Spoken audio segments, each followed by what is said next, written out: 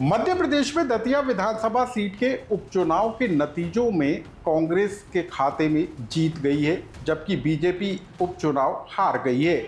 लेकिन कांग्रेस की जीत से ज़्यादा बीजेपी के हार के चर्चा है।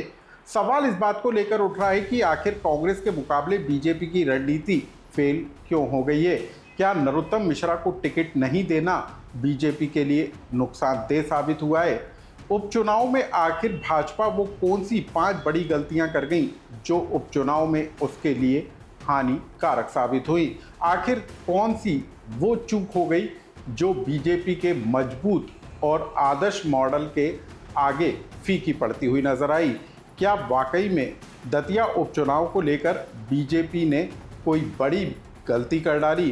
क्या बीजेपी के धुरंधर नेताओं को उपचुनाव के प्रचार से दूर रखना पार्टी के लिए नुकसानदेह साबित हुआ, और जो उपचुनाव से पहले प्रचार के दौरान की तस्वीरें निकल कर आईं, क्या वही उपचुनाव की हार की सबसे बड़ी वजह बनी? आखिर दतिया के उपचुनाव में बीजेपी की हार के वो कौन से फैक्टर नजर आए जो अब बीजेपी के लिए मंथन का विषय बन गए हैं? इस पूरी कहानी को विस्तार से जानिए। नमस्कार, मैं हूं अनुराग श्रीवास्तव और आप देख रहे हैं लोकमत हिंदी। मध्य प्रदेश के अंदर दतिया विधानसभा सीट के नतीजों में कांग्रेस की जीत से ज़्यादा बीजेपी की हार को लेकर चर्चा हो रही है। सवाल इस बात को लेकर उठ रहा है कि बीजेपी ने वो कौन सी बड़ी गलतियां कर डाली जो दतिया के उपचुनाव में पार्टी के लिए नुकसानदेह साबित हुई। सवाल इस बात को लेकर है कि बीजेपी का मजबूत चेहरा माने जाने वाले नरोत्तम मिश्रा को टिकट नहीं देना बीजेपी की सबसे बड़ी भूल साबित हुई।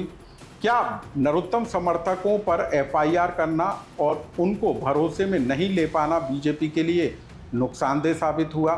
जिस बीजेपी मॉडल की तारीफ पूरे देश भर के अंदर होती है, उस संगठन का सही तरीके से दतिया के उपचुनाव में इस्तेमाल नहीं कर पाना पार्टी के लिए हानिकारक साबित हुआ। जो पार्टी के धुरंधर नेता हैं, कैलाश विजयवर्गीय, राजेंद्र शुक्ला जैसे नेता हैं, क्या उनको चुनाव प्रचार से दूर रखना भी पार्टी के लिए जो है सबसे बड़ी गलती साबित हुआ?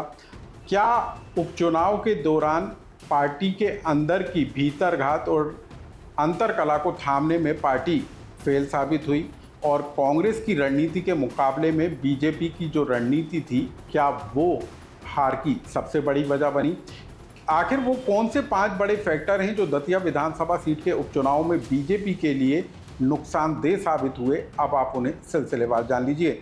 सबसे बड़ा फैक्टर जो निकल कर आ रहा है वो बीजेपी नेता नरोत्तम मिश्रा का टिकट काटे जाना और नए चेहरे आशुतोष तिवारी पर भरोसा जताना था, और यही सबसे बड़ी और अहम चूक मानी जा रही है। दूसरा फैक्टर, उपचुनाव की वोटिंग से पहले नरोत्तम समर्थकों को नहीं मना पाना भी एक चूक का हिस्सा माना जा रहा है। 2023 के चुनाव में जो नाराजगी बीजेपी को लेकर बनी हुई थी, उस नाराजगी को दूर करने में भी पार्टी फेल साबित होती हुई नजर आई। कांग्रेस से ज़्यादा बीजेपी के अंदर जो है अंतरकला होना निकल कर आया, और इसी भीतरघात का शिकार बीजेपी उपचुनाव में होती हुई नजर आई। जैन जी का प्रोटेस्ट और वोटिंग के ठीक पहले भोपाल में किसानों का आंदोलन भी बीजेपी के लिए नुकसानदेह साबित हुआ। माना जा रहा है कि दतिया उपचुनाव में किसानों के साथ जैन जी जो है वो बीजेपी के खिलाफ जाता हुआ दिखाई दिया है। तो ये वो 5 बड़े फैक्टर हैं जो दतिया विधानसभा सीट के उपचुनाव में बीजेपी के लिए नुकसानदेह साबित हुए हैं।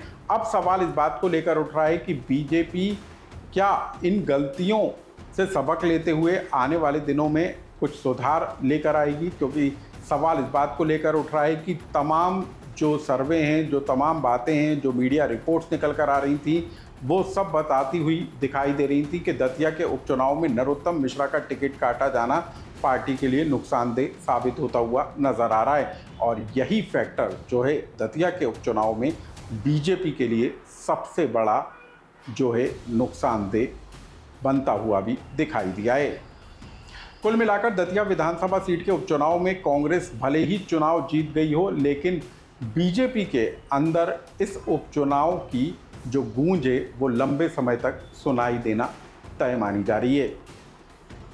इस खबर से जुड़ा यदि आपका भी कोई सुझाव या कमेंट्स हो तो हमें कमेंट्स बॉक्स में लिखकर जरूर बताएं।